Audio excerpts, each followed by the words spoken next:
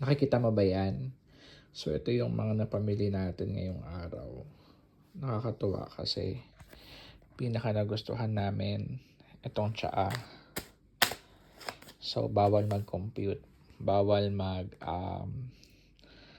compute sa pera ng Pilipinas para hindi ka masaktan, para hindi sumakit ang ulo mo. Tapos, ito yung famous cookies ng Shanghai na mili tayo. Then, natuwa ako kasi sabi ko gusto ko ng chopstick. Then, may kasama siyang porcelain yung patungan dito. Then, jerkies. Ayan. Ito yung mga jerky.